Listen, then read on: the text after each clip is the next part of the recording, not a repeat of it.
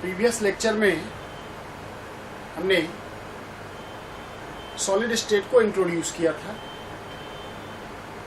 उसमें कुछ एलिमेंट्री बातें हमने सॉलिड्स के बारे में डिस्कस की थी कि सॉलिड्स का क्लासिफिकेशन कैसे होता है, सॉलिड्स में किस तरह के अरेंजमेंट होते और कंपैरिजंस ऑफ प्रॉपर्टीज हमने की थी सॉलिड्स के कि डिफरेंट टाइप के सॉलिड्स के प्रॉपर्टीज में क्या रिलेशंस होते हैं। आज हम डिस्कस करेंगे क्रिस्टलाइन सॉलिड्स के डिटेल्स के बारे में कि क्रिस्टलाइन सॉलिड्स के क्या प्रॉपर्टी होते हैं और उस पर कुछ मैथमेटिकल डेरिवेशंस करेंगे, उस पर बेस्ड प्रॉब्लम करेंगे और देखेंगे कि इन टॉपिक्स का आईआईटी में क्या स्कोप है, आईआईटी में क्या क्या पूछे जाते हैं और क्या क्या पूछे जाने की पॉसिबिलिटीज है इसमें। सो आज हम स्टार्ट करेंगे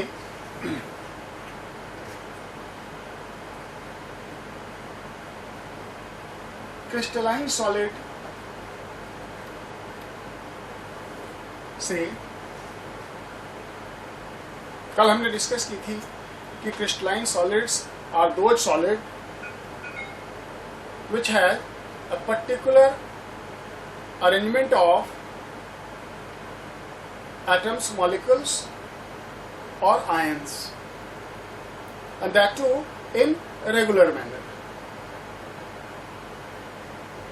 Solid crystalline solid में आज हम सबसे पहले एक टर्म सीखेंगे, यूनिट सेल।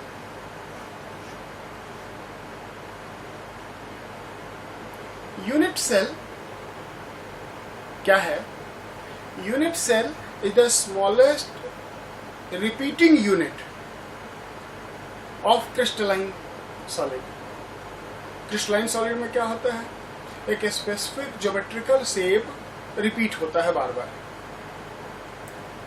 तो जो स्मॉलेस्ट ज्योमेट्रिकल शेप जो रिपीट होगा उसे हम कहते हैं यूनिट सेल। तो यूनिट सेल को अगर डिफाइन करना हुआ तो unit cell is the smallest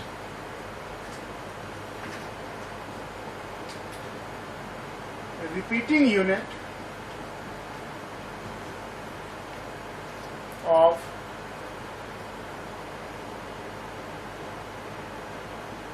crystal lattice, smallest repeating unit of crystal lattice।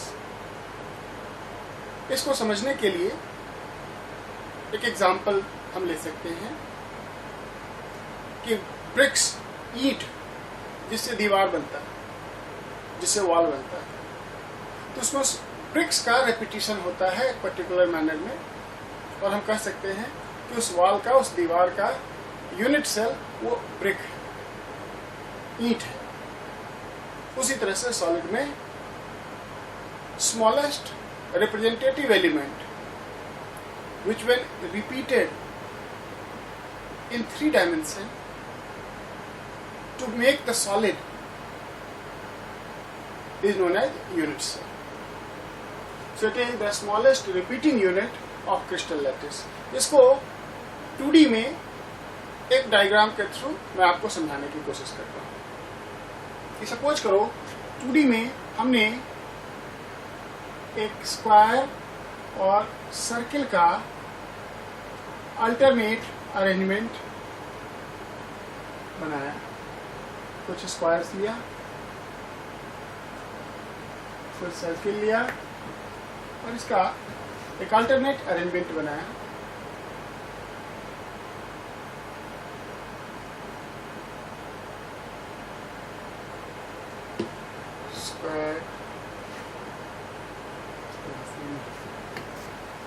Square को एक पर्टिकुलर वे में रखा,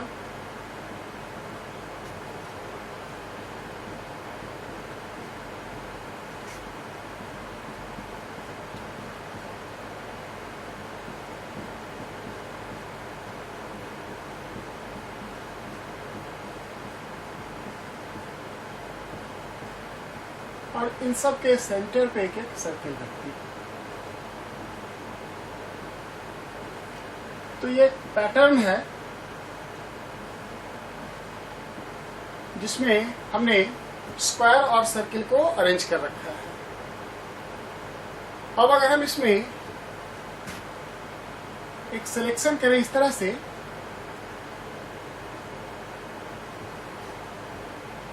तो हम कह सकते हैं कि यही यूनिट इसमें रिपीट हो रहा है बार बार। दूसरे साइड में अगर हम देखें तो इसी तरह का यूनिट नेक्स्ट होगा, इसके बाद भी फिर एक और इसी तरह का यूनिट इमेजिन कर सकते हैं।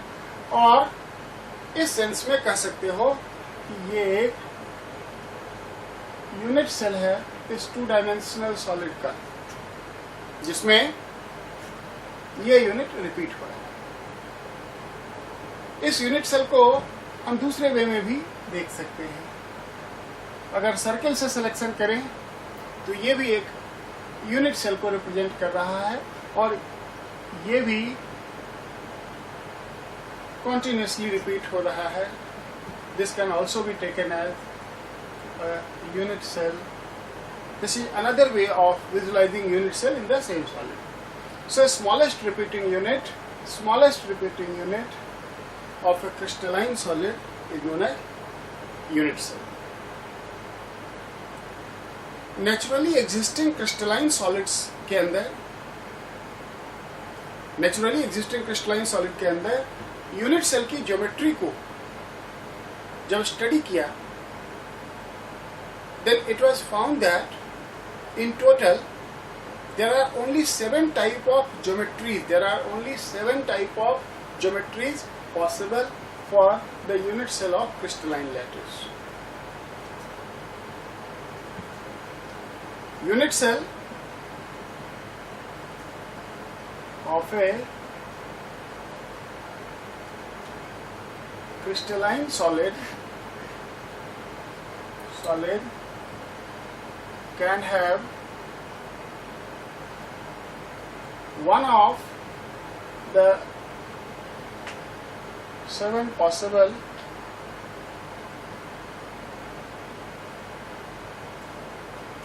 geometries.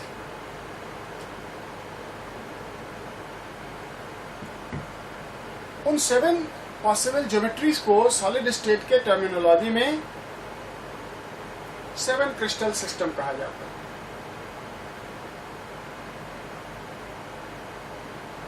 known as 7 crystal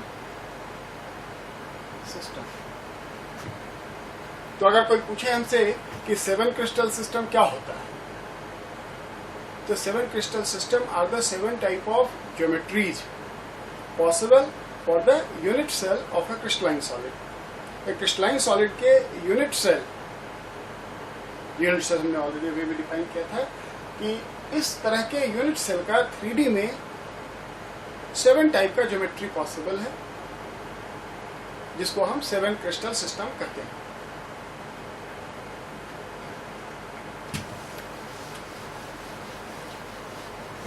IIT के सिलेबस में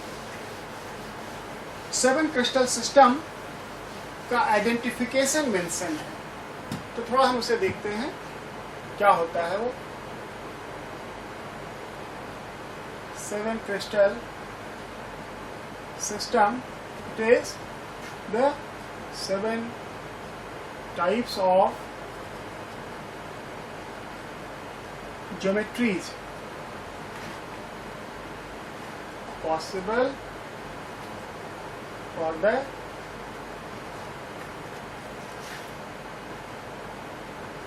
unit cells of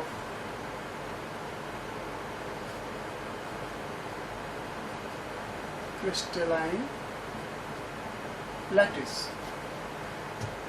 crystalline lattice के यूनिट सेल्स के लिए जो 7 टाइप के ज्योमेट्रीज पॉसिबल है, they are called 7 crystal system. They are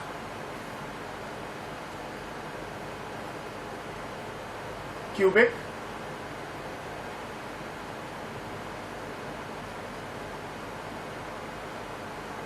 hexagonal,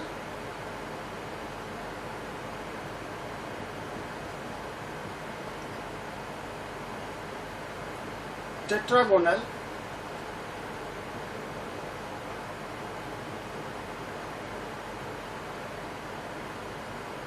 orthorhombic,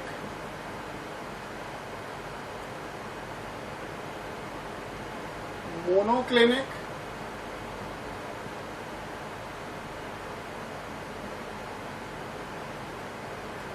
triclinic and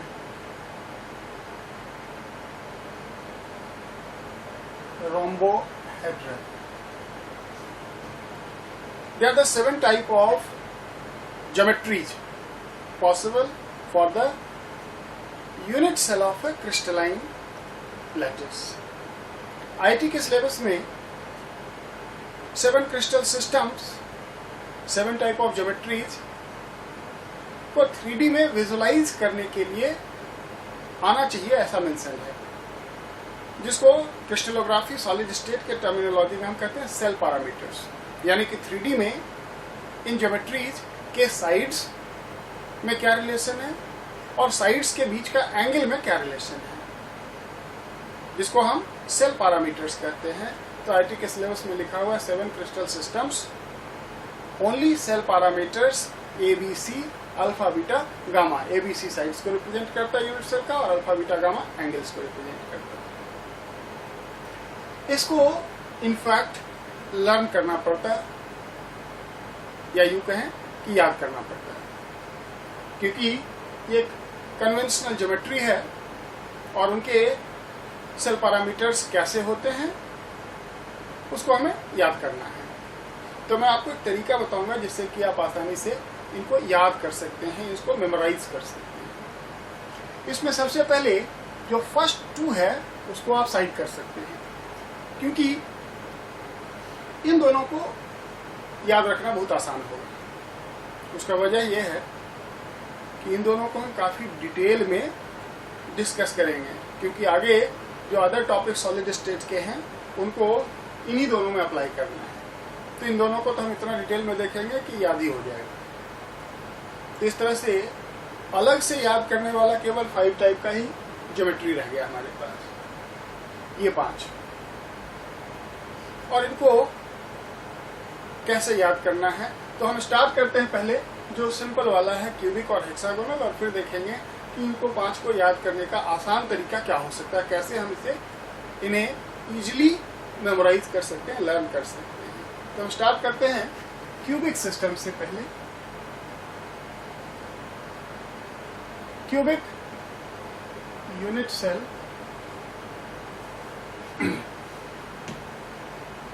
नाम से ही क्लियर है क्यूबिक, इसमें तो कुछ डिफिकल्ट चीज है नहीं याद करने के लिए।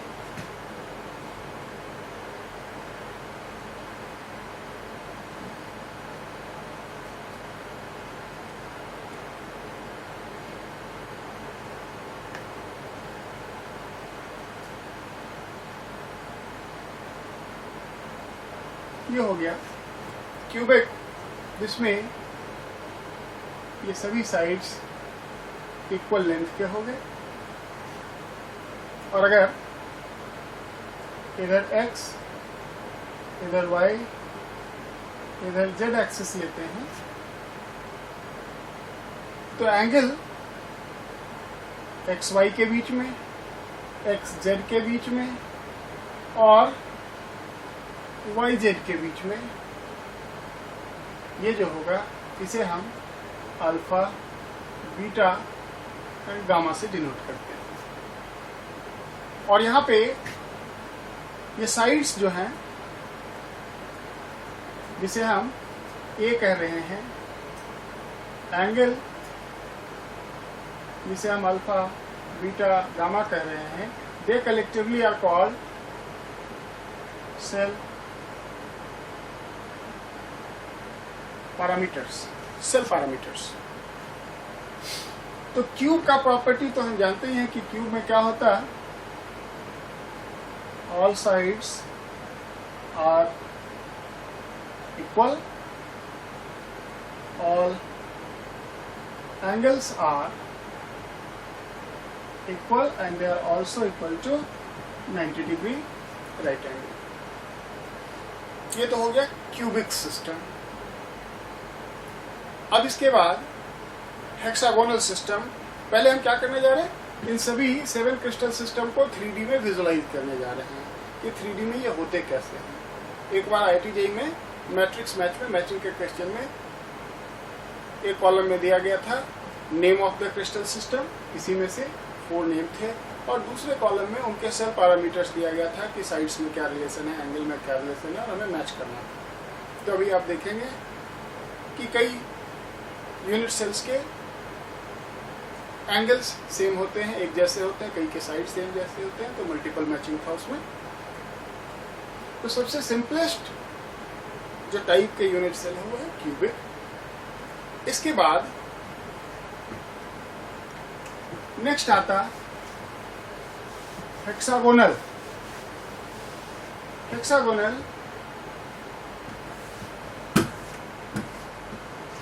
Unit cell.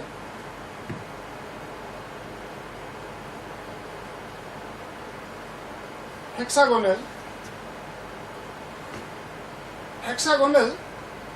यूनिट सेल कैसा होगा? Let us draw it.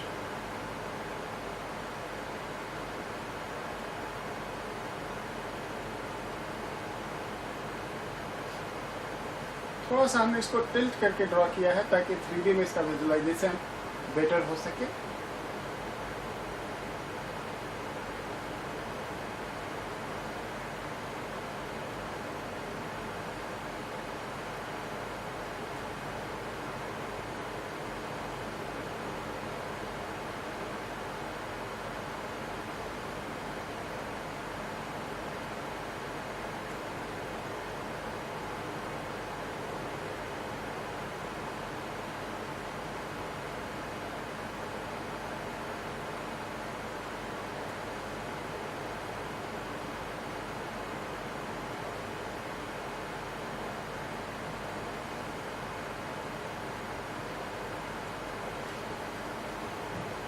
ये हो गया हेक्सागोनल यूनिट सेल, जिसमें ये 2 साइड्स इक्वल लेंथ के होंगे और ये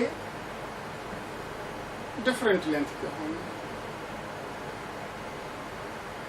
तो यूजुअली जो 3 साइड्स होते हैं उसको सॉलिड स्टेट में ABC से डिनोट करते हैं कि ये B है और ये C है। तो B is equal to A ही होगा, but C not equal to C। Just 150 ये C हो गया जो इससे डिफरेंट हो जाएगा। ये दोनों तो सेम साइड का सेम लेंथ का हो जाएगा और हाइट जो है वो डिफरेंट लेंथ का होगा। यानी कि इसमें हम कहते हैं कि A is equal to B, 2 side equal length का होगा और थर्ड साइड जो होगा वो डिफरेंट लेंथ का होगा। यानी कि हेक्सागोनल के बेस में जो साइड्स होंगे वो सभी इक्वल लेंथ के होंगे। ये सब बेस के साइड्स हैं, they are all of equal length. और ये हेक्सागोन का हाइट होगा, ये इससे डिफरेंट होगा। हाइट का जो एंगल होगा वो बेस के साथ राइट एंगल होगा। यानी कि 2 एंगल इक्वल होंगे और वो 90 डिग्री होगा। लेकिन ये जो एंगल होगा जिसको आप गामा कह सकते हैं वो 90 नहीं होगा, वो 120 डिग्री होगा। तो ये दूसरा क्रिस्टल सिस्टम हो गया हेक्सागोनल क्रिस्टल सिस्टम।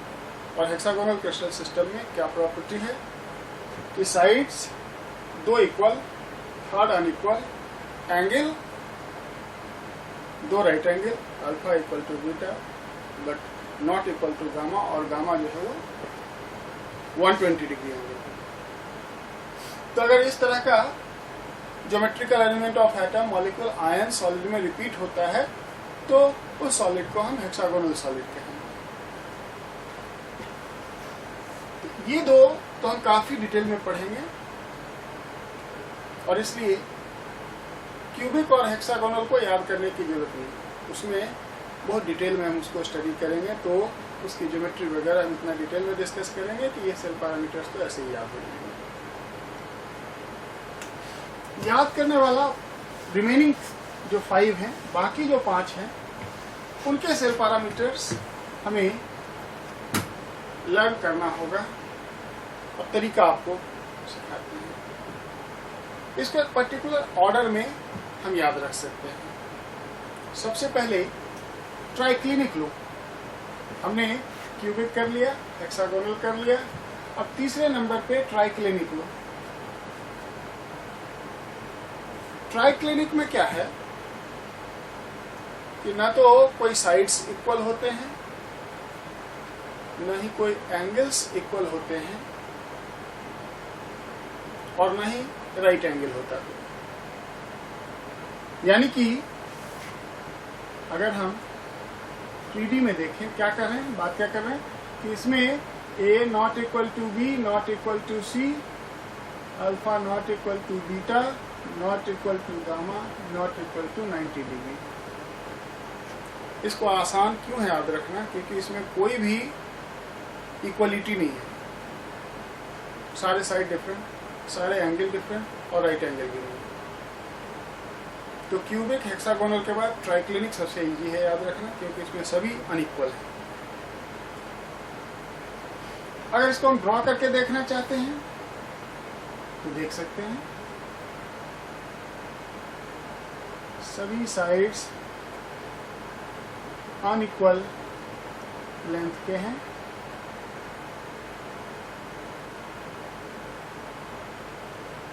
और सभी एंगल्स भी डिफरेंट हैं।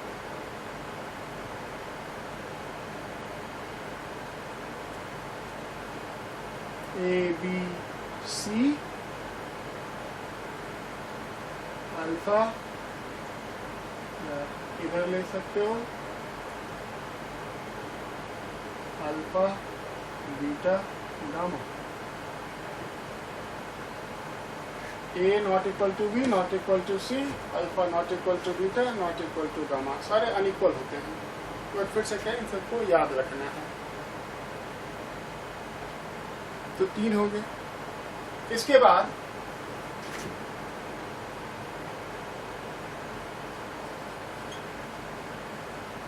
ऑर्थोरोम्बिक,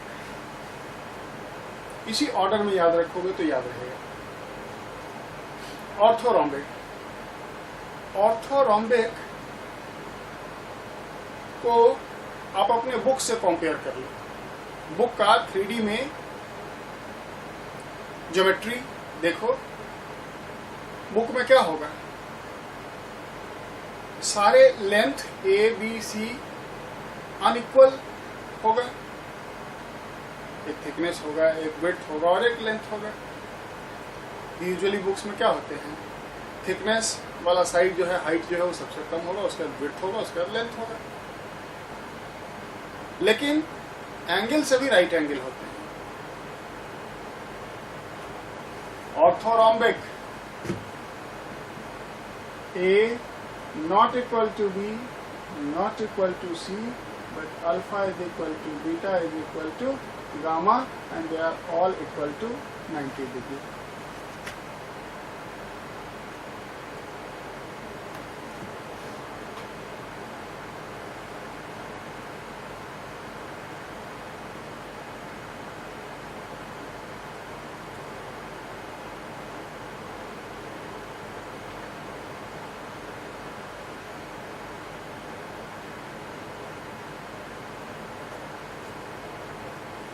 ये है ऑर्थोरोम्बिक। अगर इसे A लेते हैं, इसे अगर B लेते हैं और इसे C लेते हैं तो सब डिफरेंट लेंथ का दिख रहा है। और एंगल्स इसमें सभी राइट एंगल।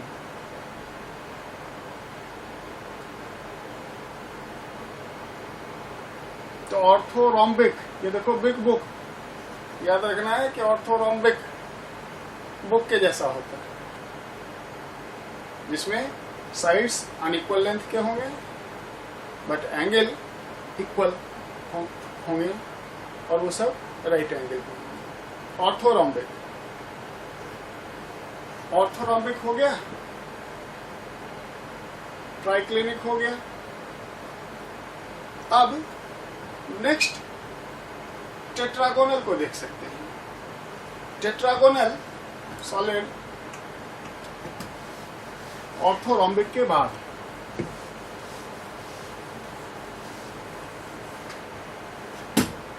या टेट्रागोनल से पहले मोनोक्लिनिक को देख लो तो ज्यादा बेटर होगा। मोनोक्लिनिक,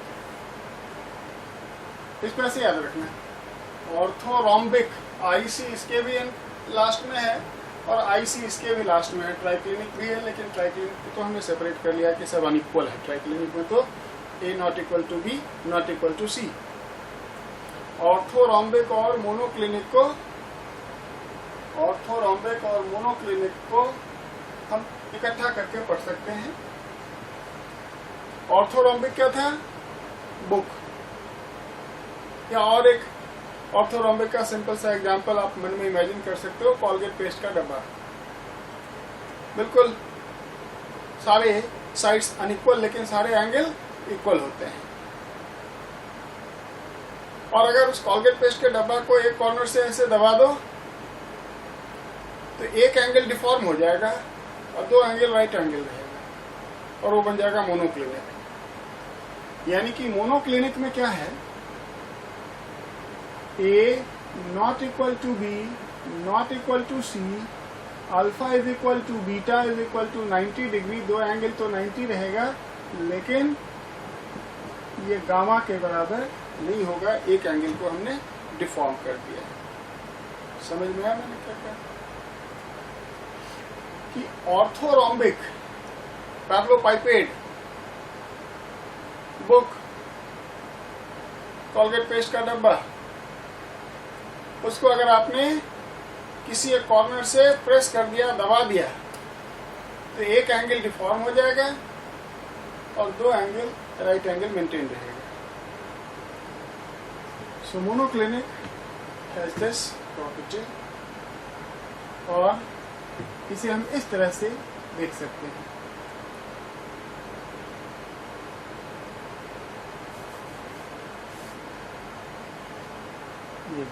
ये एंगल हमने प्रेस कर दिया तो अब ये 90 नहीं रह गया,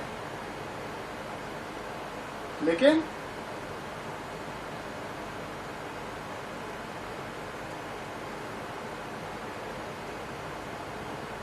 इसका, इस वर्टिकल का इसके साथ और इसके साथ एंगल 90 है। इधर ये अभी भी राइट एंगल है और इधर ये अभी भी राइट एंगल है।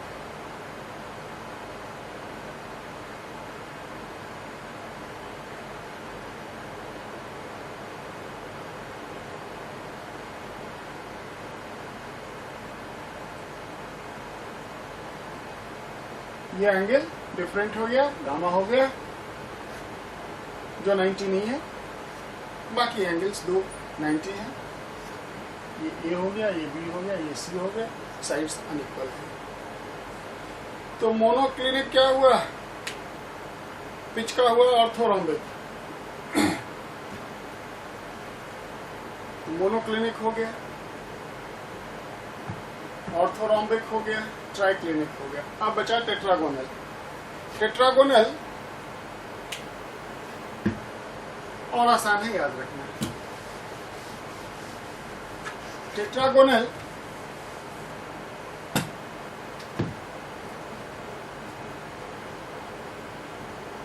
टेट्रागोनल इमेजिन करो कि क्यूब को, परफेक्ट क्यूब को जेड एक्सिस के अलोंग हमने स्ट्रेच कर दिया, जेड एक्सिस के अलोंग स्ट्रेच कर दिया। तो अगर क्यूब को जेड एक्सिस के अलोंग स्ट्रेच करेंगे then what will happen? Angle सारे इंटैक्ट रहेंगे, जितने भी एंगल्स हैं वो सब 90 डिग्री रहेंगे। बेस में जो स्क्वायर है वो मेंटेन रहेगा, यानी कि दो साइड्स इक्वल रहेंगे। केवल हाइट जो है वो हाइट का इलोंगेशन हो रहा होगा, यानी कि केवल एक साइड जो है वो चेंज होगा, और कह सकते हो कि it is the cube stressed along one of the axis। इसका मतलब हुआ कि a is equal to b not equal to c, but alpha is equal to beta is equal to gamma is equal to 90 degree। और इसे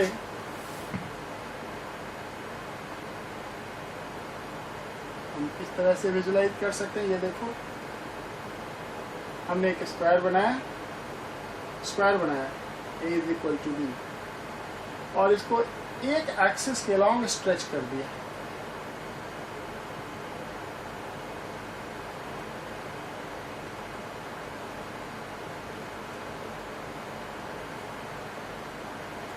just एक axis के along stretch कर दिया।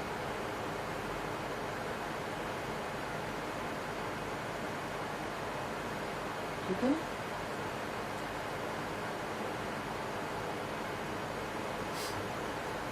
तो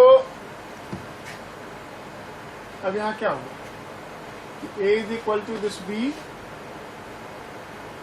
but not equal to c। Angles सभी 90 degree right angle होंगे। So tetragonal ये cube stretched in one direction along one of the axis, वो एक्स एक्सिस हो, वाई एक्सिस हो, जेड एक्सिस हो, किसी एक्सिस के अलोंग स्ट्रेच कर सकते हैं।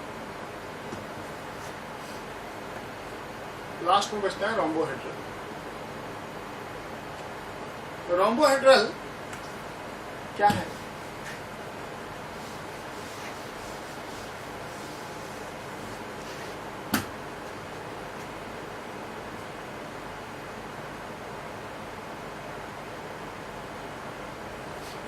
रोम्बोहेड्रल क्यूब का ही एक डिफॉर्मेशन है जिसके सभी फेस और रोम्बस होंगे। इसका मतलब क्या हुआ कि क्यूब को अगर हम इस तरह से डिफॉर्म करें कि सारे एंगल्स इक्वल तो रहें बट 90 डिग्री ना हो, तब वो रोम्बस बन जाता है, यानी कि रोम्बोहेड्रल बन जाएगा। यानी कि a is equal to b is equal to c तो रहेगा, क्यूब ही है, क्यूब को आपने डिफॉर्म किया है, क्यूब के एंगल को डिफॉर्म किया, एंगल्स इक्वल भी होंगे, alpha is equal to beta is equal to gamma, लेकिन 90 डिग्री नहीं है। तो आपको मैंने कुछ सिंपल कॉमन लैंग्वेज में इस 5 टाइप के यूनिट सेल्स के पैरामीटर को याद कराने की कोशिश की और याद करने का तरीका बताने की कोशिश की। एक बार फिर से जरा फास्ट में हम सुन सकते हैं। ये दो तो मैंने कहा कि छोड़ ही दो, इन दोनों को तो हम काफी डिटेल में पढ़ेंगे क्योंकि ज्योमेट्री वगैरह तो ऐसे ही याद हो जाएगी। रहे 5। टेट्रागोनल क्या है? Stretched cube along one of the axis. Cube को किसी एक एक्सिस के अलोंग स्ट्रेच कर दो, तो जब एक एक्सिस के अलोंग स्ट्रेच करोगे तो वो साइड केवल इलोंगेट हो जाएगा। तो a is equal to B not equal to C, angle सब राइट एंगल रहेगा, alpha is equal to beta is equal to gamma is equal to 90 degree. Orthorhombic बताया आपको, कॉलगेट पेस्ट का डब्बा, बुक, मन में इमेजिन करो, उसके साइड्स अनइक्वल लेकिन एंगल्स सभी इक्वल। और ऑर्थोरोम्बिक के पड़ोस में मोनोक्लिनिक था कि अगर आपने एक एंगल को कंप्रेस कर दिया, गत्ते का डब्बा जो कॉलगेट का था उसको अगर आपने एक कॉर्नर से दबा दिया तो एक एंगल चेंज हो जाएगा, बाकी 2 एंगल चेंज नहीं होगा। तो मोनोक्लिनिक क्या था? a not equal to b not equal to c, 2 angle बराबर था, alpha is equal to beta, वो 90 भी था, गामा चेंज हो गया था, वो 90 नहीं था। ट्राइक्लिनिक तो सबसे आसान था याद रखना। ट्राइक्लिनिक में क्या था? सभी अनइक्वल है।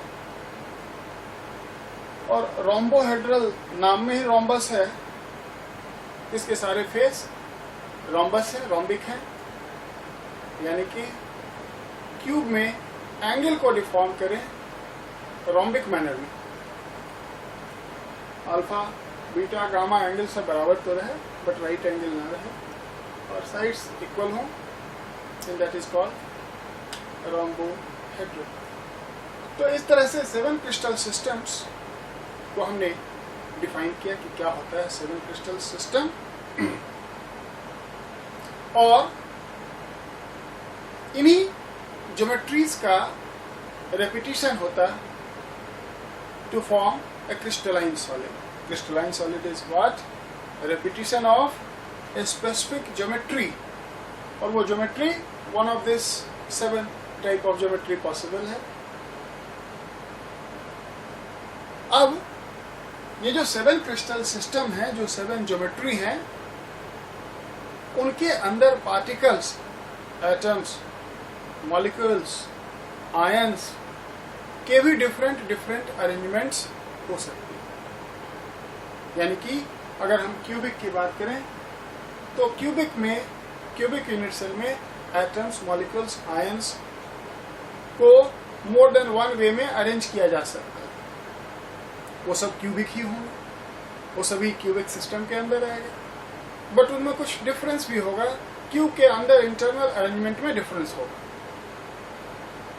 So on the basis of arrangement of particles, atoms, molecules, ions inside the unit cell के अंदर फर्दर यूनिट सेल के अंदर एटम्स का, मॉलिक्यूल्स का, आयंस का अरेंजमेंट कैसा है, उसके बेसिस पे हम यूनिट सेल्स को, हम क्रिस्टल सिस्टम को फर्दर 14 टाइप में डिवाइड करते हैं। यानी कि इसी में किसी के अंदर 2 आ जाएगा, किसी के अंदर 3 तरह का अरेंजमेंट आ जाएगा, किसी के अंदर सिंगल भी होगा। और उन अरेंजमेंट्स को जब हम ऐड करते हैं, so there are total 14 different way in which atoms, molecules और ions can be arranged inside a unit cell. और उन 14 डिफरेंट अरेंजमेंट को हम कहते हैं ब्रेवाइस लैटिस,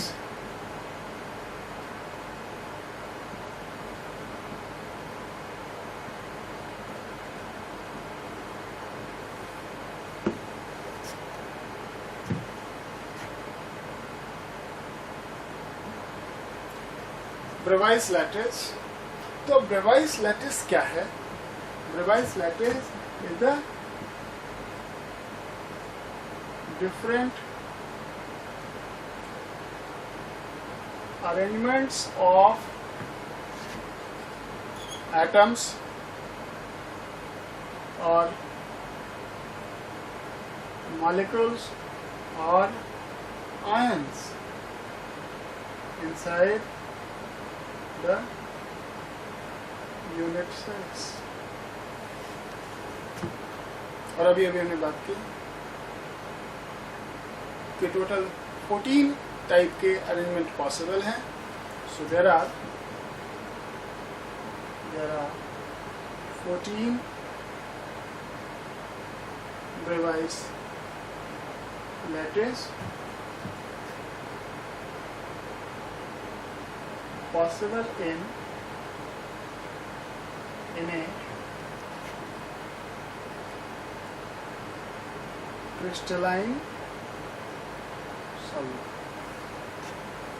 एक क्रिस्टलाइन सॉलिड के अंदर टोटल 14 टाइप के अरेंजमेंट ऑफ पार्टिकल्स पॉसिबल हैं। और जो external geometry of unit cell है उनमें 7 टाइप की पॉसिबिलिटीज हैं। So Bravais lattice, crystal system, इन सब चीज़ों से अब हम फेमिलियर हो गए। सॉलिड स्टेट टर्मिनोलॉजी है, इसमें टर्म्स को हमें समझना होता है क्योंकि इन सभी टर्म्स के एक स्पेसिफिक मीनिंग है, खास मीनिंग है। और अगर हम उन मीनिंग्स को प्रॉपरली नहीं समझेंगे तो आगे सॉलिड स्टेट पर बड़ा एब्स्ट्रैक्ट लगने लगेगा और उसको हम समझ नहीं सकते। एक और टर्म्स को इसमें हम जरा समझने की कोशिश करते हैं। हमने कहा कि on the basis of arrangement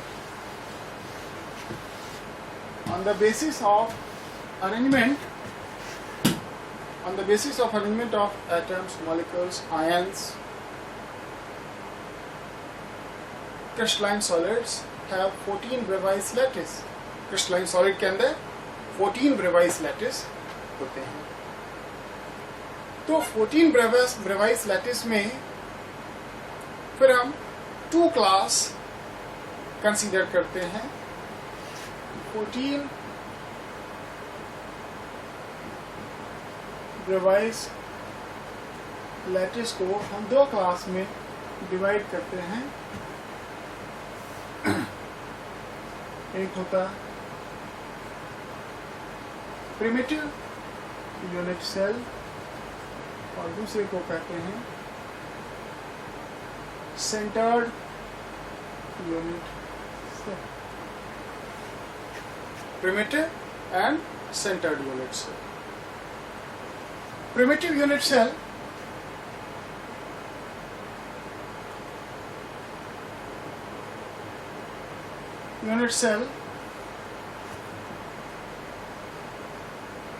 contain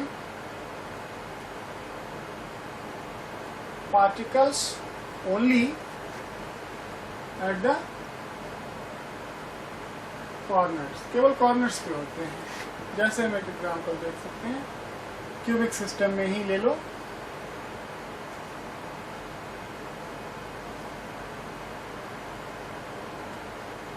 अगर कॉर्नर्स पे केवल हम रख दें एटम्स को, तो हम कह सकते हैं कि ये प्रिमिटिव यूनिट सेल है. Centred unit cell. Centred unit cell उन यूनिट सेल्स को कहते हैं जिसमें एटम्स, मॉलिक्यूल्स, आयंस कॉर्नर के अलावा अदर प्लेसेस पे भी प्रेजेंट हो, सेंट्रल प्लेसेस पे भी प्रेजेंट हो. जैसे इमेजिन करें एक और यूनिट सेल को.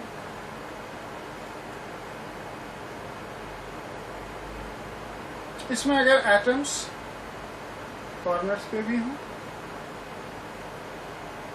और सभी फेस के सेंटर पे, सभी फेस के सेंटर. क्यूब में कितने फेस होंगे? 6 फेस होंगे, 6 फेस होंगे. इसको विजुलाइज करना हो तो जिस रूम में बैठे हो उसी के 6 साइड को कंसीडर करो. 4 साइड से 4 वॉल होंगे, एक फ्लोर होगा और एक टॉप होगा. और उन सब के सेंटर पे अगर हम एक एक एटम्स, मॉलिक्यूल्स, आयंस को रख दें, ये देखो रखा जा रहा है. टॉप हो गया, बॉटम हो गया, 2 साइड हो गए, फ्रंट वाला साइड, और ये देखो इसके पीछे रियर वाला साइड का फेस सेंटर, पीछे वाले दीवार के सेंटर. ये हो गया ये हो गया बेस में, ये हो गया फ्रंट, ये हो गया इस साइड का सेंटर और ये हो गया टॉप का सेंटर. तो इसको हम कह सकते हैं कि ये एक सेंटर्ड यूनिट सेल है.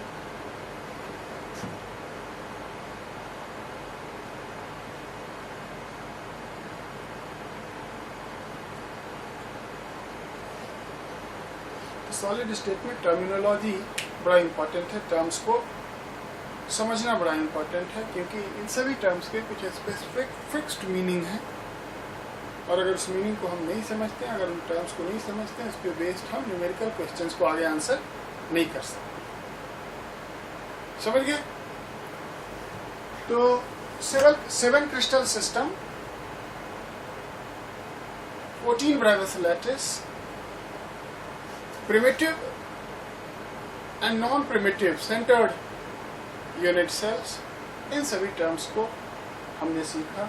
और अब तक सॉलिड स्टेट्स का हम एलिमेंट्री कॉन्सेप्ट्स को देख रहे थे, टर्मिनोलॉजीज को समझ रहे थे, which are very helpful in understanding the remaining part of solid state. और कई बार इन सब से भी कुछ छोटे मोटे क्वेश्चंस आ जाते हैं. अगर आते हैं तो बड़े इजीली आंसर किए जा सकते हैं। ये सब बड़े आसान से कॉन्सेप्ट्स थे। आईआईटी के पॉइंट ऑफ व्यू से सॉलिड स्टेट्स के अंदर हमें मेनली 4 टॉपिक्स कवर करना होता है, जिसमें फर्स्ट होता रेडियस रेशियो रूल, इसके बाद पैकिंग फ्रैक्शंस, फिर आता है डेंसिटी एंड देन डिफेक्ट्स। अगर आईआईटी जेईई के पॉइंट ऑफ व्यू से हम देखें तो जो मेजर टॉपिक्स हैं सॉलिड स्टेट के अंदर वो ये 4 टॉपिक्स हैं: radius ratio rule, packing fraction, density and defects. इसमें जो फर्स्ट 3 टॉपिक्स हैं वो प्योरली मैथमेटिकल टॉपिक्स हैं, जिसमें कुछ हम डेरिवेशन करेंगे और उसके बेसिस पे कुछ कैलकुलेशंस करेंगे, और इंटरलिंक भी है। रेडियस रेशियो से पैकिंग फ्रैक्शन रिलेटेड है, पैकिंग फ्रैक्शन से डेंसिटी रिलेटेड है। और डिफेक्ट जो है वो एक थ्योरेटिकल टॉपिक है, और डिफेक्ट्स के अंदर हम थ्योरी डिस्कस करेंगे, लॉजिक डिस्कस करेंगे, नॉन न्यूमेरिकल होगा, और ये एक इंडिपेंडेंट होगा, इसका इन सबसे कोई लेना देना नहीं होगा। तो रेडियस रेशियो रूल से आज हम शुरू करते हैं।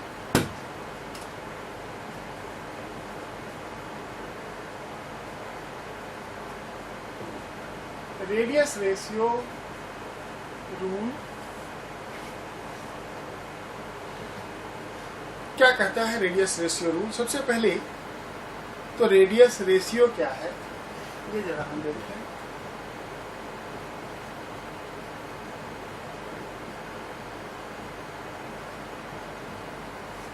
नाम से ही क्लियर है, radius ratio, ratio of the radius. और अगर आयनिक सॉलिड लेंगे तो उसमें radius ratio of the radius of ions, cation to anion ले सकते हैं, एनायन टू कैटायन ले सकते हैं, डिफरेंट आयंस के, डिफरेंट टाइप के आयंस के रेडियस का रेशियो, रेडियस रेशियो। और अगर एटॉमिक सॉलिड है, नॉन आयनिक सॉलिड है, तो उसमें ये रेडियस रेशियो डिफरेंट एटम्स के रेडियाई के रेशियो को कहेंगे, RA/RB, यहाँ पे RA radius of A type of atom और RB radius of B type of atom है, and A and B are 2 different type of atoms. इन्हें हम सॉलिड स्टेट में सिंपली रेडियस रेशियो कहते हैं। रेडियस रेशियो रूल क्या है वो जरा हम समझें। रेडियस रेशियो रूल कहता है कि for a given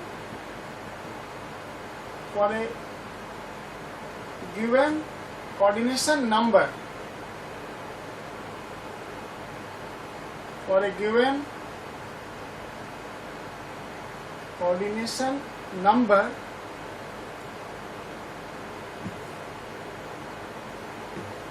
radius ratio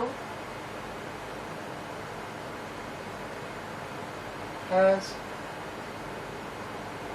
fixed value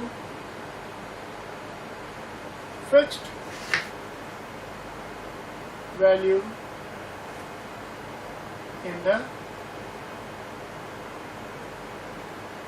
limiting case.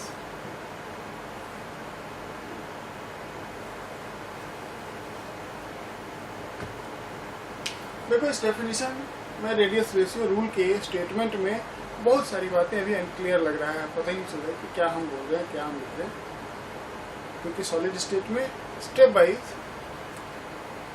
कुछ नए टर्म्स आएंगे, उसको डिफाइन करना पड़ेगा, उसको समझना पड़ेगा, तभी फिर हम उस स्टेटमेंट को पूरी तरह से समझ सकेंगे।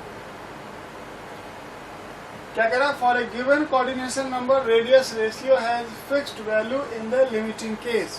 इसमें दो न्यू टर्म आ गए, coordination number and limiting case. एक एक करके दोनों को पहले समझते हैं. Coordination number,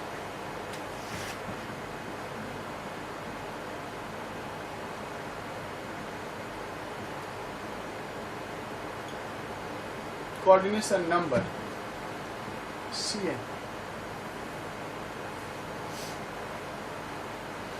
Coordination number by definition is the number of nearest neighbor. Coordination number is the number of nearest neighbor. इसका मतलब हुआ कि अगर किसी सॉलिड में कोई कैटायन है और उसके नियरेस्ट नेबर में 3 एनायंस हैं. नियरेस्ट नेबर में, इसका मतलब क्या हुआ कि अगर इस कैटायन के सेंटर से एनायन का सेंटर हम देखें तो ये अगर मिनिमम डिस्टेंस है between the centre of cation and anion, अगर इस सॉलिड में कैटायन और एनायन के सेंटर के बीच का अगर ये मिनिमम डिस्टेंस d है और इस डिस्टेंस पे एक कैटायन के अराउंड अगर 3 एनायन प्रेजेंट है तो हम कहेंगे कि इस कैटायन के नियरेस्ट नेबर में, उस कैटायन के इमीडिएट विसिनिटी में 3 एनायंस हैं और कैटायन का कोऑर्डिनेशन नंबर 3. यानी कि यहाँ पे इस कैटायन का कोऑर्डिनेशन नंबर 3 है. इसी तरह से अगर हम एक कैटायन इमेजिन करें और इसके अराउंड इस तरह से 4 एनायन को इमेजिन करें तो इस कैटायन के सेंटर से स्मॉलेस्ट डिस्टेंस पे जो एनायन है, अगर उस डिस्टेंस पे 4 एनायन अराउंड द कैटायन है तो हम कहेंगे कि यहाँ पे कोऑर्डिनेशन नंबर 4 है. तो कोऑर्डिनेशन नंबर क्या है? In fact it is, coordination number is the number of nearest neighbours. It is the number of nearest neighbors of a given atom or ion. यहाँ पे कोऑर्डिनेशन नंबर 3 है, यहाँ पे कोऑर्डिनेशन नंबर 4 है. कोऑर्डिनेशन नंबर 5 भी हो सकता है, कोऑर्डिनेशन नंबर 6, 7, 8 कुछ भी हो सकता है. जैसे एक और एग्जांपल हम देख सकते हैं.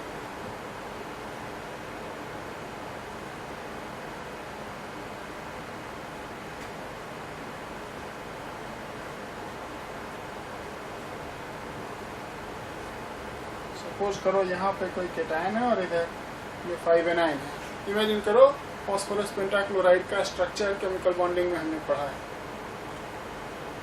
PCl5 एक ट्राइगोनल बाइपिरामिडल स्ट्रक्चर होता है. तो उसी तरह से सेंटर पे अगर हम कैटायन को इमेजिन कर लें और उसके अराउंड एक इक्विलैटरल ट्रायंगल है जिसके सभी कॉर्नर्स पे एनायंस हैं और उतने ही डिस्टेंस ऊपर और नीचे पे अगर और 2 एनायन पड़े हुए हैं तो इस कैटायन के कांटेक्ट में नियरेस्ट नेबर में 5 एनायंस है और हम कह सकते हैं कि यहाँ पे इसका coordination number 5. Coordination number is the number of nearest neighbour, number of atoms in the immediate vicinity of a central atom or number of ions in the immediate vicinity of a central ion is called coordination number. इसके बाद आता है